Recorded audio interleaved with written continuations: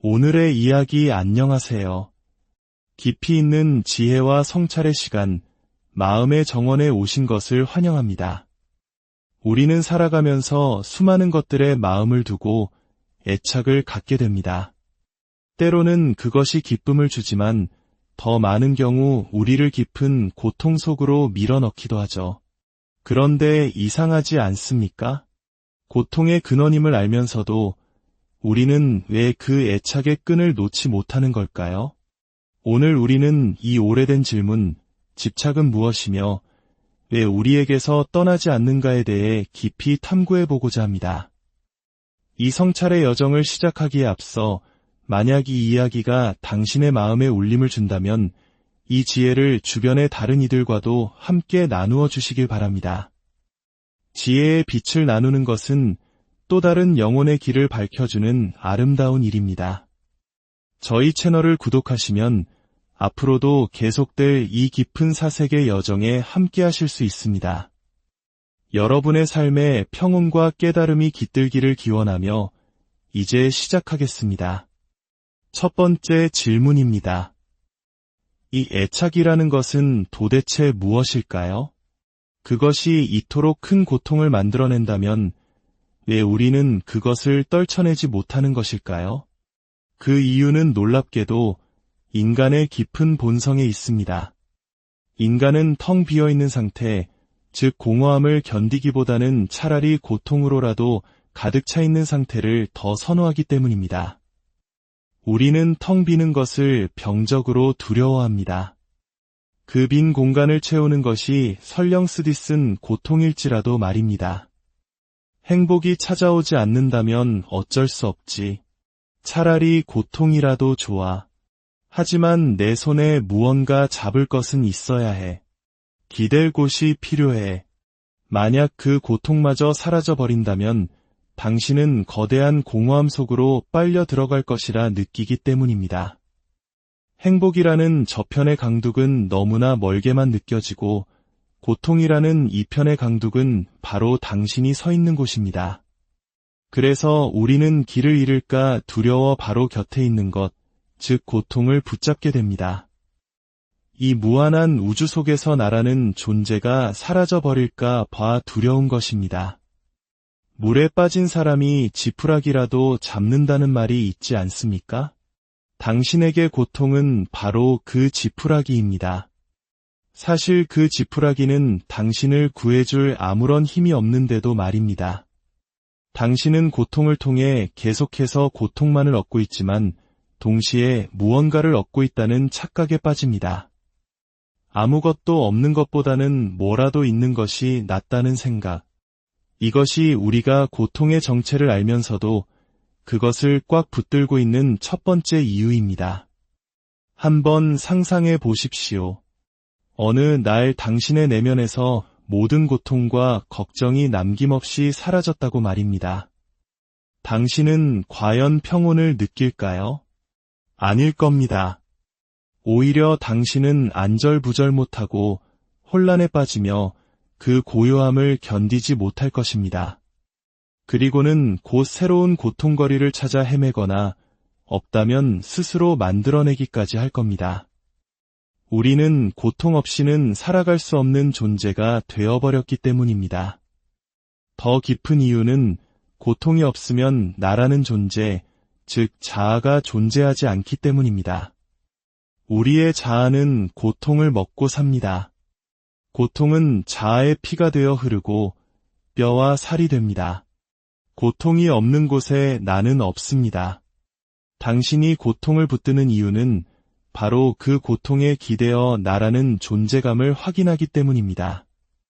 혹시 이런 경험 없으신가요? 우리는 자신의 고통을 이야기할 때 실제보다 훨씬 더 과장해서 말하는 경향이 있습니다. 왜 그럴까요? 고통을 부풀려 말하는 것에서 어떤 쾌감을 얻는 것일까요? 네, 그렇습니다. 거대한 고통을 짊어진 자신을 통해 자아는 더욱 커지는 듯한 만족감을 느낍니다. 사소한 질병은 시시한 사람들에게나 생기는 법이죠. 위대한 인물은 위대한 병을 알아야 어울립니다. 동전 두 닙짜리 하찮은 고통은 아무나 겪는 것이지만 나의 고통은 아주 비싸고 특별해야 합니다. 당신은 마치 산더미 같은 고통을 짊어지고 있는 것처럼 행동합니다. 온 세상의 시름을 다 짊어진 비극의 주인공처럼 말입니다.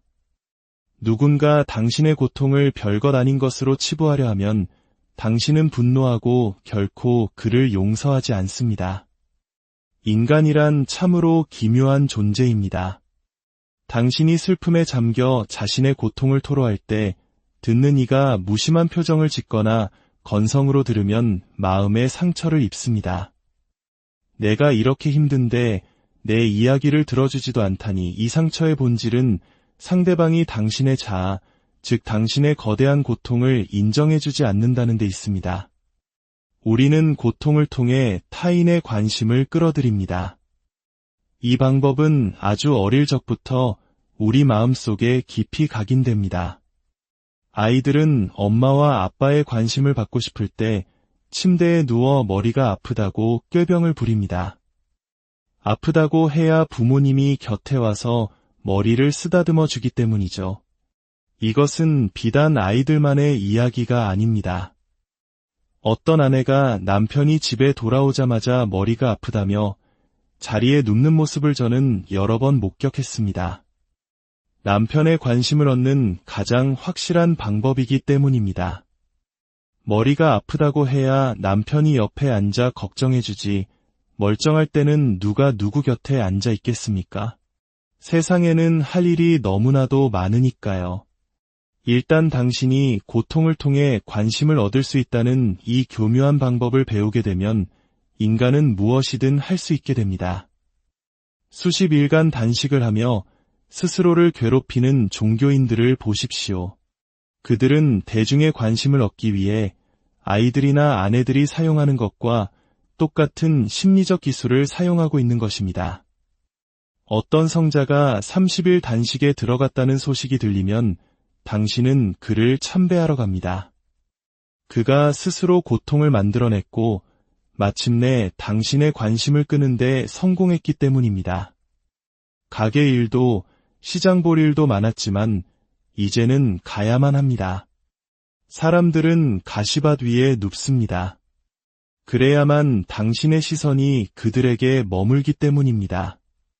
종교의 이름으로 사람들은 스스로에게 온갖 종류의 고통을 가하고 상처를 냅니다. 당신이 존경하는 성자가 바싹 말라 뼈만 앙상하게 남을 때까지 당신은 그를 온전히 믿지 않습니다. 그의 몸에 살점이 조금이라도 붙어 있으면 아직 쾌락을 즐기고 있군이라며 의심합니다. 살이 모두 사라지고 해골 같은 모습이 되어서야 비로소 당신은 말합니다. 아, 이분이야말로 진정한 고행자시구나. 이것은 사회 전체의 병리 현상이기도 합니다. 당신이 행복하면 사람들은 당신을 질투하고 등 돌립니다. 하지만 당신이 불행에 빠지면 모두가 당신의 친구가 되어 동정심을 표합니다. 당신이 큰 집을 지으면 온 마을이 당신의 적이 되지만 그 집에 불이 나면 온 마을이 당신을 위해 눈물을 흘려줍니다. 이 기이한 광경을 보십시오. 당신의 불행에 눈물 흘리는 그들은 당신의 행복에는 단 한 번도 함께 기뻐해주지 않았던 사람들입니다. 그들의 눈물은 거짓입니다. 그들은 당신의 불행을 즐기고 있는 것입니다. 속으로는 거봐, 그럴 줄 알았어. 죄지은 자의 말로는 저런 법이지라고 말하면서 말입니다. 당신의 눈물을 닦아주는 사람의 눈을 자세히 들여다보십시오. 그는 기뻐하고 있습니다. 평생 남들이 내 눈물이나 닦아줬는데 드디어 내가 남의 눈물을 닦아줄 기회가 왔구나. 적어도 내 눈에서는 눈물이 흐르지 않으니 얼마나 다행인가. 이처럼 고통을 통해 동정심을 얻으려는 행위와 동정심을 베풀며 우월감을 느끼는 행위 모두 병든 마음의 증상입니다. 이 세상은 정신적으로 병든 사람들로 가득 차 있습니다.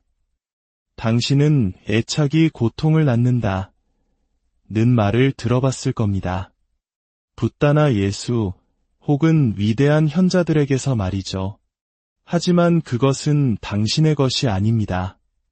당신이 직접 경험하고 깨달은 진실이 아닙니다.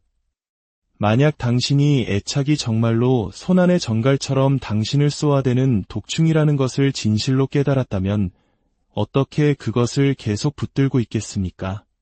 이 전갈을 어떻게 버려야 하나요? 라고 묻는 사람은 없을 겁니다. 쏘이는 순간 비명을 지르며 던져버릴 테니까요. 당신이 애착을 버리지 못하는 이유는 마음 깊은 곳에서는 여전히 애착 속에 쾌락이 있다고 믿기 때문입니다. 깨달은 자들의 말은 너무나 강력해서 부정할 수 없습니다. 그들의 삶이 당신보다 무한히 더 큰 기쁨으로 가득 차 있기에 그들의 주장을 외면할 수 없습니다.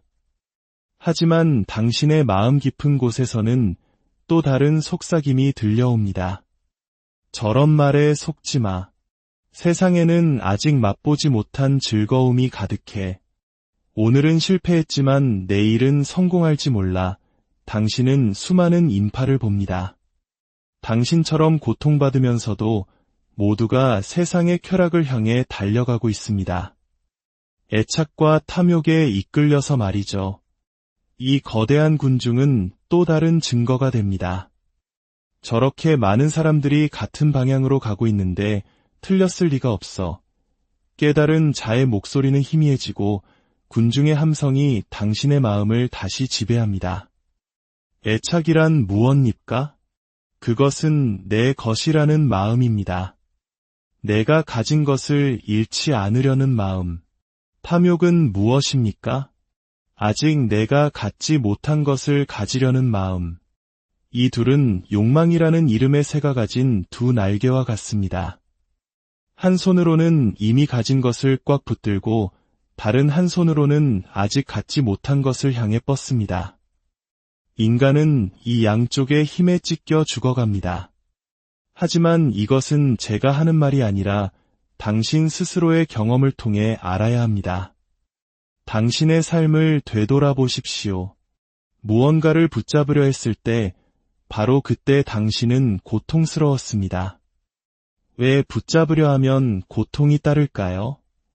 이 세상의 모든 것은 찰나에 머물다 사라지는 무상한 것이기 때문입니다. 붙잡을 수 없는 것을 붙잡으려 하기에 당신은 자연의 법칙에 역행하고 있는 것입니다. 그래서 패배하고 그 패배감에 고통스러워하는 것입니다. 그것은 마치 강물의 흐름을 거슬러 헤엄치려는 것과 같습니다. 잠시는 나아가는 듯 보이지만 이내 거대한 강물의 힘에 지쳐 떠내려가게 될 것입니다. 그리고 나는 실패했다는 깊은 절망에 빠지게 됩니다. 지혜로운 자는 강물의 흐름에 자신을 맡깁니다. 그는 결코 패배하지 않습니다. 강물을 적으로 여기지 않고 친구로 삼습니다. 깨달음이란 자연의 본성에 순응하는 것에서 옵니다. 있는 그대로, 일어나는 그대로를 받아들이고 그것과 다른 무언가를 바라지 않을 때 고통은 사라집니다. 젊을 때는 영원히 젊을 것이라 착각합니다. 하지만 주변을 보십시오. 모두가 늙어갑니다. 늙음이 찾아오면 우리는 패배했다고 느끼며 고통스러워합니다. 하지만 패배한 것이 아닙니다. 이기려는 헛된 욕망 때문에 패배했다는 환상이 생길 뿐입니다. 자연은 그 무엇도 머무는 것을 허락하지 않습니다. 어린 시절이 지나갔듯 청춘도 지나가고 노년도 지나갈 것입니다. 삶이 왔다가 가듯 죽음 또한 왔다가 갈 것입니다.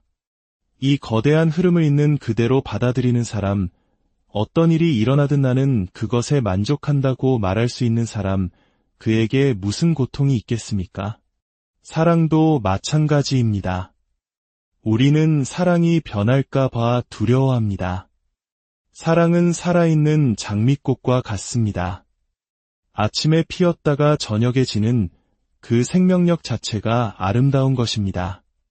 하지만 우리는 그 찰나의 아름다움이 사라질까 두려워 영원히 변치 않는 플라스틱 꽃, 즉 결혼이라는 제도를 만들어 사랑을 가두려 합니다. 생명이 있는 것은 흐르고 흐르는 것만이 살아있습니다. 애착이란 아무것도 머무르지 않는 이곳에서 모든 것이 머무르기를 바라는 마음의 상태, 거대한 착각입니다. 그리고 그 착각이 고통을 만들어냅니다. 그런데 이 고통을 놓지 못하는가? 다시 처음의 질문으로 돌아가 봅시다. 그 이유는 당신이 가진 것이라고는 고통뿐이기 때문입니다. 당신의 삶에서 고통, 걱정, 슬픔, 원망, 후회, 이루지 못한 욕망들을 모두 덜어낸다면 무엇이 남습니까? 당신은 텅 비게 됩니다. 그리고 우리는 그 텅 빔을, 그 공허함을 죽음처럼 두려워합니다. 차라리 두통이라도 있는 것이 낫다고 생각합니다. 무언가에 바쁘게 얽매여 있을 수 있으니까요.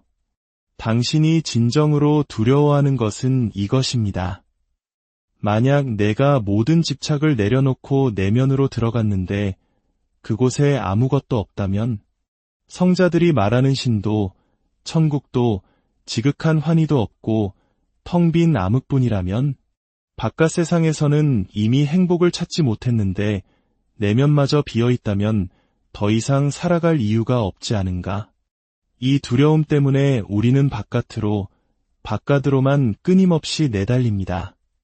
하지만 여기에 가장 위대한 역설이 있습니다. 자신의 내면이 텅 비어 있음을, 그 공함을 온전히 마주하는 사람만이 진정한 충만함을 압니다. 비우기를 두려워하지 않는 사람만이 채워질 수 있습니다. 모든 것을 잃을 각오가 된 사람만이 모든 것을 얻게 됩니다. 한 부잣집에 초대받은 적이 있습니다.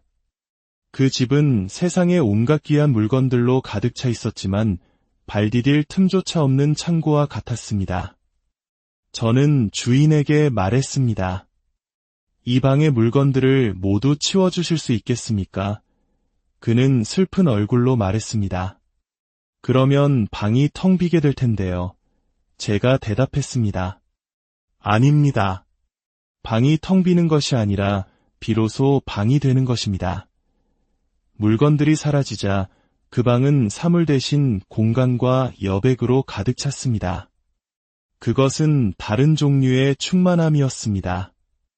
우리의 내면도 마찬가지입니다. 당신이 세상의 잡동사니 같은 집착들을 하나씩 비워낼 때 당신은 텅 비는 것이 아닙니다. 당신은 비로소 당신 자신이 됩니다. 그 텅 빈 공간으로 신성한 기운이, 우주의 생명력이 흘러들어옵니다. 그것을 사람들은 열반이라 부르기도 하고 신의 현존이라 부르기도 합니다. 이름은 중요하지 않습니다. 중요한 것은 당신이 용기를 내어 꽉 쥔 주먹을 펴는 것입니다. 꽉 쥔 주먹 안에는 먼지와 공기뿐이지만 펼쳐진 손바닥 위로는 온 세상이 내려앉을 수 있습니다. 당신이 고통을 놓지 못하는 이유는 그것이 당신이 가진 전부이기 때문입니다. 하지만 용기를 내어 그 고통의 재산을 포기하십시오. 그러면 당신은 상상할 수 없는 더 큰 보물, 바로 당신 자신이라는 우주를 발견하게 될 것입니다. 오늘의 이야기 안녕하세요. 깊이 있는 지혜와 성찰의 시간, 마음의 정원에 오신 것을 환영합니다. 우리는 살아가면서 수많은 것들에 마음을 두고 애착을 갖게 됩니다. 때로는 그것이 기쁨을 주지만 더 많은 경우 우리를 깊은 고통 속으로 밀어넣기도 하죠. 그런데 이상하지 않습니까? 고통의 근원임을 알면서도 우리는 왜 그 애착의 끈을 놓지 못하는 걸까요? 오늘 우리는 이 오래된 질문, 집착은 무엇이며 왜 우리에게서 떠나지 않는가에 대해 깊이 탐구해보고자 합니다. 이 성찰의 여정을 시작하기에 앞서 만약 이 이야기가 당신의 마음에 울림을 준다면 이 지혜를 주변의 다른 이들과도 함께 나누어 주시길 바랍니다. 지혜의 빛을 나누는 것은 또 다른 영혼의 길을 밝혀주는 아름다운 일입니다. 저희 채널을 구독하시면 앞으로도 계속될 이 깊은 사색의 여정에 함께 하실 수 있습니다. 여러분의 삶에 평온과 깨달음이 깃들기를 기원하며 이제 시작하겠습니다. 첫 번째 질문입니다. 이 애착이라는 것은 도대체 무엇일까요? 그것이 이토록 큰 고통을 만들어낸다면 왜 우리는 그것을 떨쳐내지 못하는 것일까요? 그 이유는 놀랍게도 인간의 깊은 본성에 있습니다. 인간은 텅 비어있는 상태, 즉 공허함을 견디기보다는 차라리 고통으로라도 가득 차 있는 상태를 더 선호하기 때문입니다. 우리는 텅 비는 것을 병적으로 두려워합니다. 그 빈 공간을 채우는 것이 설령 쓰디 쓴 고통일지라도 말입니다. 행복이 찾아오지 않는다면 어쩔 수 없지. 차라리 고통이라도 좋아. 하지만 내 손에 무언가 잡을 것은 있어야 해. 기댈 곳이 필요해. 만약 그 고통마저 사라져버린다면 당신은 거대한 공허함 속으로 빨려 들어갈 것이라 느끼기 때문입니다. 행복이라는 저편의 강둑은 너무나 멀게만 느껴지고 고통이라는 이편의 강둑은 바로 당신이 서 있는 곳입니다. 그래서 우리는 길을 잃을까 두려워 바로 곁에 있는 것, 즉 고통을 붙잡게 됩니다. 이 무한한 우주 속에서 나라는 존재가 사라져버릴까 봐 두려운 것입니다. 물에 빠진 사람이 지푸라기라도 잡는다는 말이 있지 않습니까? 당신에게 고통은 바로 그 지푸라기입니다. 사실 그 지푸라기는 당신을 구해줄 아무런 힘이 없는데도 말입니다. 당신은 고통을 통해 계속해서 고통만을 얻고 있지만 동시에 무언가를 얻고 있다는 착각에 빠집니다. 아무것도 없는 것보다는 뭐라도 있는 것이 낫다는 생각. 이것이 우리가 고통의 정체를 알면서도 그것을 꽉 붙들고 있는 첫 번째 이유입니다. 한번 상상해 보십시오. 어느 날 당신의 내면에서 모든 고통과 걱정이 남김없이 사라졌다고 말입니다. 당신은 과연 평온을 느낄까요? 아닐 겁니다. 오히려 당신은 안절부절 못하고 혼란에 빠지며 그 고요함을 견디지 못할 것입니다. 그리고는 곧 새로운 고통거리를 찾아 헤매거나 없다면 스스로 만들어내기까지 할 겁니다. 우리는 고통 없이는 살아갈 수 없는 존재가 되어버렸기 때문입니다. 더 깊은 이유는 고통이 없으면 나라는 존재, 즉 자아가 존재하지 않기 때문입니다. 우리의 자아는 고통을 먹고 삽니다. 고통은 자아의 피가 되어 흐르고 뼈와 살이 됩니다. 고통이 없는 곳에 나는 없습니다. 당신이 고통을 붙드는 이유는 바로 그 고통에 기대어 나라는 존재감을 확인하기 때문입니다. 혹시 이런 경험 없으신가요? 우리는 자신의 고통을 이야기할 때 실제보다 훨씬 더 과장해서 말하는 경향이 있습니다. 왜 그럴까요? 고통을 부풀려 말하는 것에서 어떤 쾌감을 얻는 것일까요? 네, 그렇습니다. 거대한 고통을 짊어진 자신을 통해 자아는 더욱 커지는 듯한 만족감을 느낍니다. 사소한 질병은 시시한 사람들에게나 생기는 법이죠. 위대한 인물은 위대한 병을 알아야 어울립니다. 동전 두 닙짜리 하찮은 고통은 아무나 겪는 것이지만 나의 고통은 아주 비싸고 특별해야 합니다. 당신은 마치 산더미 같은 고통을 짊어지고 있는 것처럼 행동합니다. 온 세상의 시름을 다 짊어진 비극의 주인공처럼 말입니다. 누군가 당신의 고통을 별것 아닌 것으로 치부하려 하면 당신은 분노하고 결코 그를 용서하지 않습니다. 인간이란 참으로 기묘한 존재입니다. 당신이 슬픔에 잠겨 자신의 고통을 토로할 때 듣는 이가 무심한 표정을 짓거나 건성으로 들으면 마음에 상처를 입습니다. 내가 이렇게 힘든데 내 이야기를 들어주지도 않다니 이 상처의 본질은 상대방이 당신의 자아, 즉 당신의 거대한 고통을 인정해주지 않는다는 데 있습니다. 우리는 고통을 통해 타인의 관심을 끌어들입니다. 이 방법은 아주 어릴 적부터 우리 마음속에 깊이 각인됩니다. 아이들은 엄마와 아빠의 관심을 받고 싶을 때 침대에 누워 머리가 아프다고 꾀병을 부립니다.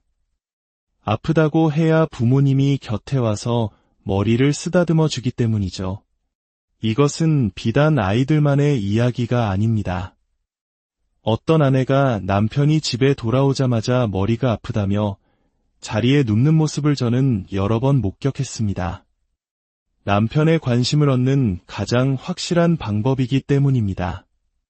머리가 아프다고 해야 남편이 옆에 앉아 걱정해주지, 멀쩡할 때는 누가 누구 곁에 앉아 있겠습니까? 세상에는 할 일이 너무나도 많으니까요. 일단 당신이 고통을 통해 관심을 얻을 수 있다는 이 교묘한 방법을 배우게 되면 인간은 무엇이든 할 수 있게 됩니다.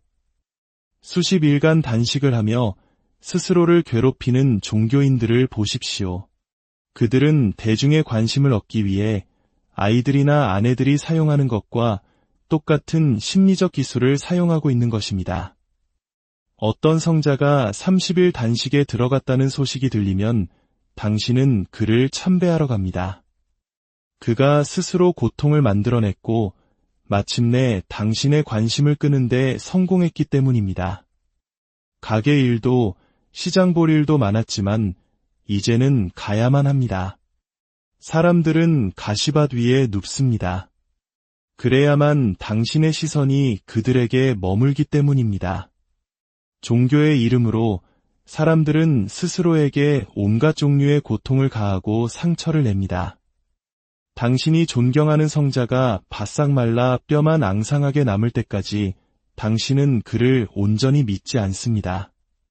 그의 몸에 살점이 조금이라도 붙어 있으면 아직 쾌락을 즐기고 있군이라며 의심합니다. 살이 모두 사라지고 해골 같은 모습이 되어서야 비로소 당신은 말합니다. 아, 이분이야말로 진정한 고행자시구나. 이것은 사회 전체의 병리 현상이기도 합니다. 당신이 행복하면 사람들은 당신을 질투하고 등 돌립니다. 하지만 당신이 불행에 빠지면 모두가 당신의 친구가 되어 동정심을 표합니다. 당신이 큰 집을 지으면 온 마을이 당신의 적이 되지만 그 집에 불이 나면 온 마을이 당신을 위해 눈물을 흘려줍니다. 이 기이한 광경을 보십시오. 당신의 불행에 눈물 흘리는 그들은 당신의 행복에는 단 한 번도 함께 기뻐해주지 않았던 사람들입니다. 그들의 눈물은 거짓입니다. 그들은 당신의 불행을 즐기고 있는 것입니다. 속으로는 거봐, 그럴 줄 알았어. 죄지은 자의 말로는 저런 법이지라고 말하면서 말입니다. 당신의 눈물을 닦아주는 사람의 눈을 자세히 들여다보십시오. 그는 기뻐하고 있습니다. 평생 남들이 내 눈물이나 닦아줬는데 드디어 내가 남의 눈물을 닦아줄 기회가 왔구나. 적어도 내 눈에서는 눈물이 흐르지 않으니 얼마나 다행인가. 이처럼 고통을 통해 동정심을 얻으려는 행위와 동정심을 베풀며 우월감을 느끼는 행위 모두 병든 마음의 증상입니다. 이 세상은 정신적으로 병든 사람들로 가득 차 있습니다. 당신은 애착이 고통을 낳는다 는 말을 들어봤을 겁니다. 붓다나 예수 혹은 위대한 현자들에게서 말이죠. 하지만 그것은 당신의 것이 아닙니다. 당신이 직접 경험하고 깨달은 진실이 아닙니다. 만약 당신이 애착이 정말로 손안의 정갈처럼 당신을 쏘아대는 독충이라는 것을 진실로 깨달았다면 어떻게 그것을 계속 붙들고 있겠습니까? 이 전갈을 어떻게 버려야 하나요? 라고 묻는 사람은 없을 겁니다. 쏘이는 순간 비명을 지르며 던져버릴 테니까요. 당신이 애착을 버리지 못하는 이유는 마음 깊은 곳에서는 여전히 애착 속에 쾌락이 있다고 믿기 때문입니다. 깨달은 자들의 말은 너무나 강력해서 부정할 수 없습니다. 그들의 삶이 당신보다 무한히 더 큰 기쁨으로 가득 차 있기에 그들의 주장을 외면할 수 없습니다. 하지만 당신의 마음 깊은 곳에서는 또 다른 속삭임이 들려옵니다. 저런 말에 속지 마. 세상에는 아직 맛보지 못한 즐거움이 가득해. 오늘은 실패했지만 내일은 성공할지 몰라. 당신은 수많은 인파를 봅니다. 당신처럼 고통받으면서도 모두가 세상의 쾌락을 향해 달려가고 있습니다. 애착과 탐욕에 이끌려서 말이죠. 이 거대한 군중은 또 다른 증거가 됩니다. 저렇게 많은 사람들이 같은 방향으로 가고 있는데 틀렸을 리가 없어. 깨달은 자의 목소리는 희미해지고 군중의 함성이 당신의 마음을 다시 지배합니다. 애착이란 무엇입니까? 그것은 내 것이라는 마음입니다. 내가 가진 것을 잃지 않으려는 마음. 탐욕은 무엇입니까? 아직 내가 갖지 못한 것을 가지려는 마음. 이 둘은 욕망이라는 이름의 새가 가진 두 날개와 같습니다. 한 손으로는 이미 가진 것을 꽉 붙들고 다른 한 손으로는 아직 갖지 못한 것을 향해 뻗습니다. 인간은 이 양쪽의 힘에 찢겨 죽어갑니다. 하지만 이것은 제가 하는 말이 아니라 당신 스스로의 경험을 통해 알아야 합니다. 당신의 삶을 되돌아보십시오. 무언가를 붙잡으려 했을 때 바로 그때 당신은 고통스러웠습니다. 왜 붙잡으려 하면 고통이 따를까요? 이 세상의 모든 것은 찰나에 머물다 사라지는 무상한 것이기 때문입니다. 붙잡을 수 없는 것을 붙잡으려 하기에 당신은 자연의 법칙에 역행하고 있는 것입니다. 그래서 패배하고 그 패배감에 고통스러워하는 것입니다. 그것은 마치 강물의 흐름을 거슬러 헤엄치려는 것과 같습니다. 잠시는 나아가는 듯 보이지만 이내 거대한 강물의 힘에 지쳐 떠내려가게 될 것입니다. 그리고 나는 실패했다는 깊은 절망에 빠지게 됩니다. 지혜로운 자는 강물의 흐름에 자신을 맡깁니다. 그는 결코 패배하지 않습니다. 강물을 적으로 여기지 않고 친구로 삼습니다. 깨달음이란 자연의 본성에 순응하는 것에서 옵니다. 있는 그대로, 일어나는 그대로를 받아들이고 그것과 다른 무언가를 바라지 않을 때 고통은 사라집니다. 젊을 때는 영원히 젊을 것이라 착각합니다. 하지만 주변을 보십시오. 모두가 늙어갑니다. 늙음이 찾아오면 우리는 패배했다고 느끼며 고통스러워합니다. 하지만 패배한 것이 아닙니다. 이기려는 헛된 욕망 때문에 패배했다는 환상이 생길 뿐입니다. 자연은 그 무엇도 머무는 것을 허락하지 않습니다. 어린 시절이 지나갔듯 청춘도 지나가고 노년도 지나갈 것입니다. 삶이 왔다가 가듯 죽음 또한 왔다가 갈 것입니다. 이 거대한 흐름을 있는 그대로 받아들이는 사람, 어떤 일이 일어나든 나는 그것에 만족한다고 말할 수 있는 사람, 그에게 무슨 고통이 있겠습니까? 사랑도 마찬가지입니다. 우리는 사랑이 변할까 봐 두려워합니다. 사랑은 살아있는 장미꽃과 같습니다. 아침에 피었다가 저녁에 지는 그 생명력 자체가 아름다운 것입니다. 하지만 우리는 그 찰나의 아름다움이 사라질까 두려워 영원히 변치 않는 플라스틱 꽃, 즉 결혼이라는 제도를 만들어 사랑을 가두려 합니다. 생명이 있는 것은 흐르고 흐르는 것만이 살아있습니다. 애착이란 아무것도 머무르지 않는 이곳에서 모든 것이 머무르기를 바라는 마음의 상태, 거대한 착각입니다. 그리고 그 착각이 고통을 만들어냅니다. 그런데 이 고통을 놓지 못하는가? 다시 처음의 질문으로 돌아가 봅시다. 그 이유는 당신이 가진 것이라고는 고통뿐이기 때문입니다. 당신의 삶에서 고통, 걱정, 슬픔, 원망, 후회, 이루지 못한 욕망들을 모두 덜어낸다면 무엇이 남습니까? 당신은 텅 비게 됩니다. 그리고 우리는 그 텅 빔을, 그 공허함을 죽음처럼 두려워합니다. 차라리 두통이라도 있는 것이 낫다고 생각합니다. 무언가에 바쁘게 얽매여 있을 수 있으니까요. 당신이 진정으로 두려워하는 것은 이것입니다. 만약 내가 모든 집착을 내려놓고 내면으로 들어갔는데 그곳에 아무것도 없다면, 성자들이 말하는 신도, 천국도, 지극한 환희도 없고 텅 빈 암흑뿐이라면, 바깥 세상에서는 이미 행복을 찾지 못했는데 내면마저 비어있다면 더 이상 살아갈 이유가 없지 않은가? 이 두려움 때문에 우리는 바깥으로만 끊임없이 내달립니다. 하지만 여기에 가장 위대한 역설이 있습니다.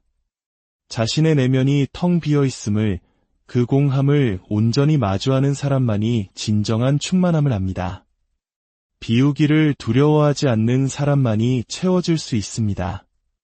모든 것을 잃을 각오가 된 사람만이 모든 것을 얻게 됩니다. 한 부잣집에 초대받은 적이 있습니다. 그 집은 세상의 온갖 귀한 물건들로 가득 차 있었지만 발 디딜 틈조차 없는 창고와 같았습니다. 저는 주인에게 말했습니다. 이 방의 물건들을 모두 치워주실 수 있겠습니까? 그는 슬픈 얼굴로 말했습니다. 그러면 방이 텅 비게 될 텐데요. 제가 대답했습니다. 아닙니다. 방이 텅 비는 것이 아니라 비로소 방이 되는 것입니다. 물건들이 사라지자 그 방은 사물 대신 공간과 여백으로 가득 찼습니다. 그것은 다른 종류의 충만함이었습니다. 우리의 내면도 마찬가지입니다. 당신이 세상의 잡동사니 같은 집착들을 하나씩 비워낼 때 당신은 텅 비는 것이 아닙니다. 당신은 비로소 당신 자신이 됩니다. 그 텅 빈 공간으로 신성한 기운이, 우주의 생명력이 흘러들어옵니다. 그것을 사람들은 열반이라 부르기도 하고 신의 현존이라 부르기도 합니다. 이름은 중요하지 않습니다.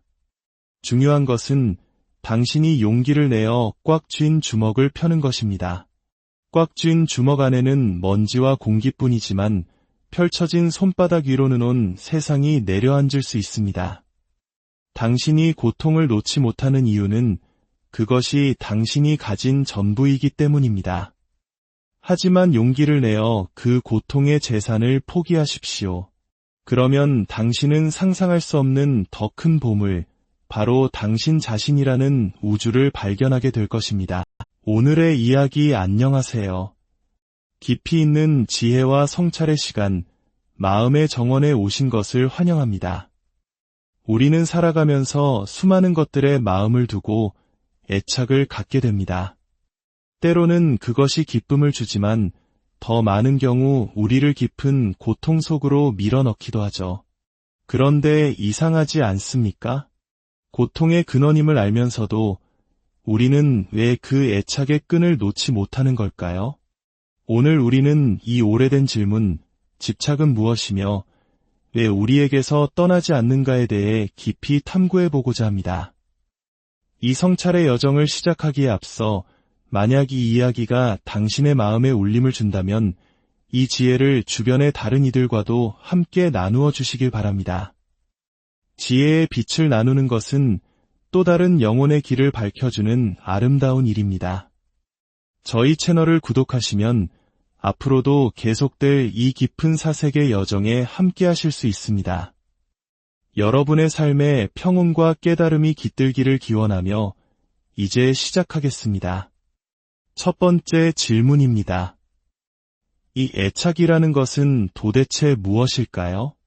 그것이 이토록 큰 고통을 만들어낸다면 왜 우리는 그것을 떨쳐내지 못하는 것일까요? 그 이유는 놀랍게도 인간의 깊은 본성에 있습니다. 인간은 텅 비어있는 상태, 즉 공허함을 견디기보다는 차라리 고통으로라도 가득 차 있는 상태를 더 선호하기 때문입니다. 우리는 텅 비는 것을 병적으로 두려워합니다. 그 빈 공간을 채우는 것이 설령 쓰디 쓴 고통일지라도 말입니다. 행복이 찾아오지 않는다면 어쩔 수 없지. 차라리 고통이라도 좋아. 하지만 내 손에 무언가 잡을 것은 있어야 해. 기댈 곳이 필요해. 만약 그 고통마저 사라져버린다면 당신은 거대한 공허함 속으로 빨려 들어갈 것이라 느끼기 때문입니다. 행복이라는 저편의 강둑은 너무나 멀게만 느껴지고 고통이라는 이편의 강둑은 바로 당신이 서 있는 곳입니다. 그래서 우리는 길을 잃을까 두려워 바로 곁에 있는 것, 즉 고통을 붙잡게 됩니다. 이 무한한 우주 속에서 나라는 존재가 사라져버릴까 봐 두려운 것입니다. 물에 빠진 사람이 지푸라기라도 잡는다는 말이 있지 않습니까? 당신에게 고통은 바로 그 지푸라기입니다. 사실 그 지푸라기는 당신을 구해줄 아무런 힘이 없는데도 말입니다. 당신은 고통을 통해 계속해서 고통만을 얻고 있지만 동시에 무언가를 얻고 있다는 착각에 빠집니다. 아무것도 없는 것보다는 뭐라도 있는 것이 낫다는 생각. 이것이 우리가 고통의 정체를 알면서도 그것을 꽉 붙들고 있는 첫 번째 이유입니다. 한번 상상해 보십시오. 어느 날 당신의 내면에서 모든 고통과 걱정이 남김없이 사라졌다고 말입니다. 당신은 과연 평온을 느낄까요? 아닐 겁니다. 오히려 당신은 안절부절 못하고 혼란에 빠지며 그 고요함을 견디지 못할 것입니다. 그리고는 곧 새로운 고통거리를 찾아 헤매거나 없다면 스스로 만들어내기까지 할 겁니다. 우리는 고통 없이는 살아갈 수 없는 존재가 되어버렸기 때문입니다. 더 깊은 이유는 고통이 없으면 나라는 존재, 즉 자아가 존재하지 않기 때문입니다. 우리의 자아는 고통을 먹고 삽니다. 고통은 자아의 피가 되어 흐르고 뼈와 살이 됩니다. 고통이 없는 곳에 나는 없습니다. 당신이 고통을 붙드는 이유는 바로 그 고통에 기대어 나라는 존재감을 확인하기 때문입니다. 혹시 이런 경험 없으신가요? 우리는 자신의 고통을 이야기할 때 실제보다 훨씬 더 과장해서 말하는 경향이 있습니다. 왜 그럴까요? 고통을 부풀려 말하는 것에서 어떤 쾌감을 얻는 것일까요? 네, 그렇습니다. 거대한 고통을 짊어진 자신을 통해 자아는 더욱 커지는 듯한 만족감을 느낍니다. 사소한 질병은 시시한 사람들에게나 생기는 법이죠. 위대한 인물은 위대한 병을 알아야 어울립니다. 동전 2닙짜리 하찮은 고통은 아무나 겪는 것이지만 나의 고통은 아주 비싸고 특별해야 합니다. 당신은 마치 산더미 같은 고통을 짊어지고 있는 것처럼 행동합니다. 온 세상의 시름을 다 짊어진 비극의 주인공처럼 말입니다. 누군가 당신의 고통을 별것 아닌 것으로 치부하려 하면 당신은 분노하고 결코 그를 용서하지 않습니다. 인간이란 참으로 기묘한 존재입니다. 당신이 슬픔에 잠겨 자신의 고통을 토로할 때 듣는 이가 무심한 표정을 짓거나 건성으로 들으면 마음에 상처를 입습니다. 내가 이렇게 힘든데 내 이야기를 들어주지도 않다니 이 상처의 본질은 상대방이 당신의 자아, 즉 당신의 거대한 고통을 인정해주지 않는다는 데 있습니다. 우리는 고통을 통해 타인의 관심을 끌어들입니다. 이 방법은 아주 어릴 적부터 우리 마음속에 깊이 각인됩니다. 아이들은 엄마와 아빠의 관심을 받고 싶을 때 침대에 누워 머리가 아프다고 꾀병을 부립니다. 아프다고 해야 부모님이 곁에 와서 머리를 쓰다듬어 주기 때문이죠. 이것은 비단 아이들만의 이야기가 아닙니다. 어떤 아내가 남편이 집에 돌아오자마자 머리가 아프다며 자리에 눕는 모습을 저는 여러 번 목격했습니다. 남편의 관심을 얻는 가장 확실한 방법이기 때문입니다.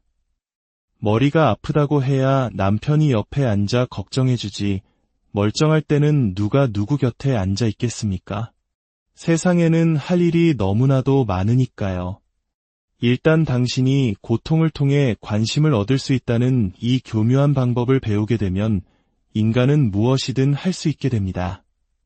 수십 일간 단식을 하며 스스로를 괴롭히는 종교인들을 보십시오. 그들은 대중의 관심을 얻기 위해 아이들이나 아내들이 사용하는 것과 똑같은 심리적 기술을 사용하고 있는 것입니다. 어떤 성자가 30일 단식에 들어갔다는 소식이 들리면 당신은 그를 참배하러 갑니다. 그가 스스로 고통을 만들어냈고 마침내 당신의 관심을 끄는데 성공했기 때문입니다. 가게 일도 시장 볼 일도 많았지만 이제는 가야만 합니다. 사람들은 가시밭 위에 눕습니다. 그래야만 당신의 시선이 그들에게 머물기 때문입니다. 종교의 이름으로 사람들은 스스로에게 온갖 종류의 고통을 가하고 상처를 냅니다. 당신이 존경하는 성자가 바싹 말라 뼈만 앙상하게 남을 때까지 당신은 그를 온전히 믿지 않습니다. 그의 몸에 살점이 조금이라도 붙어 있으면 아직 쾌락을 즐기고 있군이라며 의심합니다. 살이 모두 사라지고 해골 같은 모습이 되어서야 비로소 당신은 말합니다. 아, 이분이야말로 진정한 고행자시구나. 이것은 사회 전체의 병리 현상이기도 합니다. 당신이 행복하면 사람들은 당신을 질투하고 등 돌립니다. 하지만 당신이 불행에 빠지면 모두가 당신의 친구가 되어 동정심을 표합니다. 당신이 큰 집을 지으면 온 마을이 당신의 적이 되지만 그 집에 불이 나면 온 마을이 당신을 위해 눈물을 흘려줍니다. 이 기이한 광경을 보십시오. 당신의 불행에 눈물 흘리는 그들은 당신의 행복에는 단 한 번도 함께 기뻐해주지 않았던 사람들입니다. 그들의 눈물은 거짓입니다. 그들은 당신의 불행을 즐기고 있는 것입니다. 속으로는 거봐, 그럴 줄 알았어. 죄지은 자의 말로는 저런 법이지라고 말하면서 말입니다. 당신의 눈물을 닦아주는 사람의 눈을 자세히 들여다보십시오. 그는 기뻐하고 있습니다. 평생 남들이 내 눈물이나 닦아줬는데 드디어 내가 남의 눈물을 닦아줄 기회가 왔구나. 적어도 내 눈에서는 눈물이 흐르지 않으니 얼마나 다행인가. 이처럼 고통을 통해 동정심을 얻으려는 행위와 동정심을 베풀며 우월감을 느끼는 행위 모두 병든 마음의 증상입니다. 이 세상은 정신적으로 병든 사람들로 가득 차 있습니다. 당신은 애착이 고통을 낳는다 는 말을 들어봤을 겁니다. 붓다나 예수 혹은 위대한 현자들에게서 말이죠. 하지만 그것은 당신의 것이 아닙니다. 당신이 직접 경험하고 깨달은 진실이 아닙니다. 만약 당신이 애착이 정말로 손안의 전갈처럼 당신을 쏘아대는 독충이라는 것을 진실로 깨달았다면 어떻게 그것을 계속 붙들고 있겠습니까? 이 전갈을 어떻게 버려야 하나요? 라고 묻는 사람은 없을 겁니다. 쏘이는 순간 비명을 지르며 던져버릴 테니까요. 당신이 애착을 버리지 못하는 이유는 마음 깊은 곳에서는 여전히 애착 속에 쾌락이 있다고 믿기 때문입니다. 깨달은 자들의 말은 너무나 강력해서 부정할 수 없습니다. 그들의 삶이 당신보다 무한히 더 큰 기쁨으로 가득 차 있기에 그들의 주장을 외면할 수 없습니다. 하지만 당신의 마음 깊은 곳에서는 또 다른 속삭임이 들려옵니다. 저런 말에 속지 마. 세상에는 아직 맛보지 못한 즐거움이 가득해. 오늘은 실패했지만 내일은 성공할지 몰라. 당신은 수많은 인파를 봅니다. 당신처럼 고통받으면서도 모두가 세상의 쾌락을 향해 달려가고 있습니다. 애착과 탐욕에 이끌려서 말이죠. 이 거대한 군중은 또 다른 증거가 됩니다. 저렇게 많은 사람들이 같은 방향으로 가고 있는데 틀렸을 리가 없어. 깨달은 자의 목소리는 희미해지고 군중의 함성이 당신의 마음을 다시 지배합니다. 애착이란 무엇입니까? 그것은 내 것이라는 마음입니다. 내가 가진 것을 잃지 않으려는 마음. 탐욕은 무엇입니까? 아직 내가 갖지 못한 것을 가지려는 마음. 이 둘은 욕망이라는 이름의 새가 가진 두 날개와 같습니다. 한 손으로는 이미 가진 것을 꽉 붙들고 다른 한 손으로는 아직 갖지 못한 것을 향해 뻗습니다. 인간은 이 양쪽의 힘에 찢겨 죽어갑니다. 하지만 이것은 제가 하는 말이 아니라 당신 스스로의 경험을 통해 알아야 합니다. 당신의 삶을 되돌아보십시오. 무언가를 붙잡으려 했을 때 바로 그때 당신은 고통스러웠습니다. 왜 붙잡으려 하면 고통이 따를까요? 이 세상의 모든 것은 찰나에 머물다 사라지는 무상한 것이기 때문입니다. 붙잡을 수 없는 것을 붙잡으려 하기에 당신은 자연의 법칙에 역행하고 있는 것입니다. 그래서 패배하고 그 패배감에 고통스러워하는 것입니다. 그것은 마치 강물의 흐름을 거슬러 헤엄치려는 것과 같습니다. 잠시는 나아가는 듯 보이지만 이내 거대한 강물의 힘에 지쳐 떠내려가게 될 것입니다. 그리고 나는 실패했다는 깊은 절망에 빠지게 됩니다. 지혜로운 자는 강물의 흐름에 자신을 맡깁니다. 그는 결코 패배하지 않습니다. 강물을 적으로 여기지 않고 친구로 삼습니다. 깨달음이란 자연의 본성에 순응하는 것에서 옵니다. 있는 그대로, 일어나는 그대로를 받아들이고 그것과 다른 무언가를 바라지 않을 때 고통은 사라집니다. 젊을 때는 영원히 젊을 것이라 착각합니다. 하지만 주변을 보십시오. 모두가 늙어갑니다. 늙음이 찾아오면 우리는 패배했다고 느끼며 고통스러워합니다. 하지만 패배한 것이 아닙니다. 이기려는 헛된 욕망 때문에 패배했다는 환상이 생길 뿐입니다. 자연은 그 무엇도 머무는 것을 허락하지 않습니다. 어린 시절이 지나갔듯 청춘도 지나가고 노년도 지나갈 것입니다. 삶이 왔다가 가듯 죽음 또한 왔다가 갈 것입니다. 이 거대한 흐름을 있는 그대로 받아들이는 사람, 어떤 일이 일어나든 나는 그것에 만족한다고 말할 수 있는 사람, 그에게 무슨 고통이 있겠습니까? 사랑도 마찬가지입니다. 우리는 사랑이 변할까 봐 두려워합니다. 사랑은 살아있는 장미꽃과 같습니다. 아침에 피었다가 저녁에 지는 그 생명력 자체가 아름다운 것입니다. 하지만 우리는 그 찰나의 아름다움이 사라질까 두려워 영원히 변치 않는 플라스틱 꽃, 즉 결혼이라는 제도를 만들어 사랑을 가두려 합니다. 생명이 있는 것은 흐르고 흐르는 것만이 살아있습니다. 애착이란 아무것도 머무르지 않는 이곳에서 모든 것이 머무르기를 바라는 마음의 상태, 거대한 착각입니다. 그리고 그 착각이 고통을 만들어냅니다. 그런데 이 고통을 놓지 못하는가? 다시 처음의 질문으로 돌아가 봅시다. 그 이유는 당신이 가진 것이라고는 고통뿐이기 때문입니다. 당신의 삶에서 고통, 걱정, 슬픔, 원망, 후회, 이루지 못한 욕망들을 모두 덜어낸다면 무엇이 남습니까? 당신은 텅 비게 됩니다. 그리고 우리는 그 텅 빔을, 그 공허함을 죽음처럼 두려워합니다. 차라리 두통이라도 있는 것이 낫다고 생각합니다. 무언가에 바쁘게 얽매여 있을 수 있으니까요. 당신이 진정으로 두려워하는 것은 이것입니다.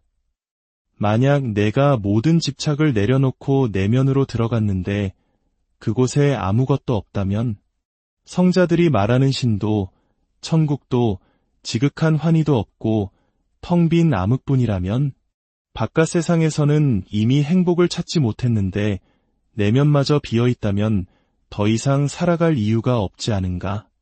이 두려움 때문에 우리는 바깥으로만 끊임없이 내달립니다. 하지만 여기에 가장 위대한 역설이 있습니다. 자신의 내면이 텅 비어 있음을, 그 공함을 온전히 마주하는 사람만이 진정한 충만함을 압니다. 비우기를 두려워하지 않는 사람만이 채워질 수 있습니다. 모든 것을 잃을 각오가 된 사람만이 모든 것을 얻게 됩니다. 한 부잣집에 초대받은 적이 있습니다.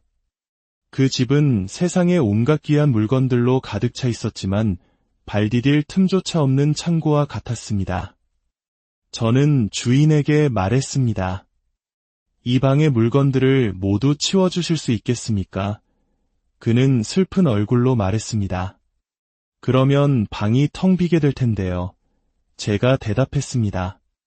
아닙니다. 방이 텅 비는 것이 아니라 비로소 방이 되는 것입니다. 물건들이 사라지자 그 방은 사물 대신 공간과 여백으로 가득 찼습니다. 그것은 다른 종류의 충만함이었습니다. 우리의 내면도 마찬가지입니다. 당신이 세상의 잡동사니 같은 집착들을 하나씩 비워낼 때 당신은 텅 비는 것이 아닙니다. 당신은 비로소 당신 자신이 됩니다. 그 텅 빈 공간으로 신성한 기운이 우주의 생명력이 흘러들어옵니다. 그것을 사람들은 열반이라 부르기도 하고 신의 현존이라 부르기도 합니다. 이름은 중요하지 않습니다. 중요한 것은 당신이 용기를 내어 꽉 쥔 주먹을 펴는 것입니다. 꽉 쥔 주먹 안에는 먼지와 공기뿐이지만 펼쳐진 손바닥 위로는 온 세상이 내려앉을 수 있습니다. 당신이 고통을 놓지 못하는 이유는 그것이 당신이 가진 전부이기 때문입니다. 하지만 용기를 내어 그 고통의 재산을 포기하십시오. 그러면 당신은 상상할 수 없는 더 큰 보물, 바로 당신 자신이라는 우주를 발견하게 될 것입니다. 오늘의 이야기 안녕하세요.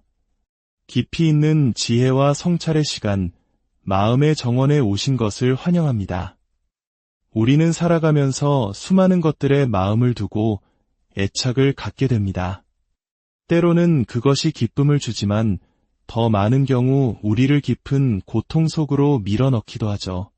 그런데 이상하지 않습니까? 고통의 근원임을 알면서도 우리는 왜 그 애착의 끈을 놓지 못하는 걸까요? 오늘 우리는 이 오래된 질문, 집착은 무엇이며 왜 우리에게서 떠나지 않는가에 대해 깊이 탐구해보고자 합니다. 이 성찰의 여정을 시작하기에 앞서 만약 이 이야기가 당신의 마음에 울림을 준다면 이 지혜를 주변의 다른 이들과도 함께 나누어 주시길 바랍니다. 지혜의 빛을 나누는 것은 또 다른 영혼의 길을 밝혀주는 아름다운 일입니다. 저희 채널을 구독하시면 앞으로도 계속될 이 깊은 사색의 여정에 함께 하실 수 있습니다. 여러분의 삶에 평온과 깨달음이 깃들기를 기원하며 이제 시작하겠습니다. 첫 번째 질문입니다. 이 애착이라는 것은 도대체 무엇일까요? 그것이 이토록 큰 고통을 만들어낸다면 왜 우리는 그것을 떨쳐내지 못하는 것일까요? 그 이유는 놀랍게도 인간의 깊은 본성에 있습니다. 인간은 텅 비어있는 상태, 즉 공허함을 견디기보다는 차라리 고통으로라도 가득 차 있는 상태를 더 선호하기 때문입니다. 우리는 텅 비는 것을 병적으로 두려워합니다. 그 빈 공간을 채우는 것이 설령 쓰디 쓴 고통일지라도 말입니다. 행복이 찾아오지 않는다면 어쩔 수 없지. 차라리 고통이라도 좋아. 하지만 내 손에 무언가 잡을 것은 있어야 해. 기댈 곳이 필요해. 만약 그 고통마저 사라져버린다면 당신은 거대한 공허함 속으로 빨려 들어갈 것이라 느끼기 때문입니다. 행복이라는 저편의 강둑은 너무나 멀게만 느껴지고 고통이라는 이편의 강둑은 바로 당신이 서 있는 곳입니다. 그래서 우리는 길을 잃을까 두려워 바로 곁에 있는 것, 즉 고통을 붙잡게 됩니다. 이 무한한 우주 속에서 나라는 존재가 사라져버릴까 봐 두려운 것입니다. 물에 빠진 사람이 지푸라기라도 잡는다는 말이 있지 않습니까? 당신에게 고통은 바로 그 지푸라기입니다. 사실 그 지푸라기는 당신을 구해줄 아무런 힘이 없는데도 말입니다. 당신은 고통을 통해 계속해서 고통만을 얻고 있지만 동시에 무언가를 얻고 있다는 착각에 빠집니다. 아무것도 없는 것보다는 뭐라도 있는 것이 낫다는 생각. 이것이 우리가 고통의 정체를 알면서도 그것을 꽉 붙들고 있는 첫 번째 이유입니다. 한번 상상해 보십시오. 어느 날 당신의 내면에서 모든 고통과 걱정이 남김없이 사라졌다.